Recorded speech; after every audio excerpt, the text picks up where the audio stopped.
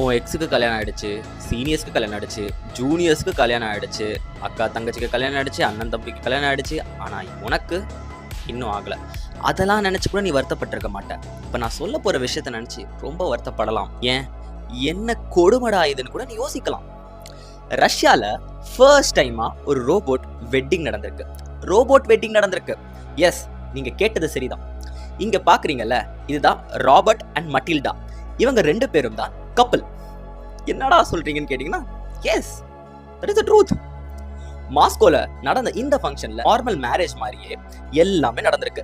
இவங்க systems synchronise பண்ண சொல்லி ப்ராமிஸ் பண்ணிருக்காங்க. ப்ராமிஸ் எப்படி சொல்றாங்க தெரியுமா?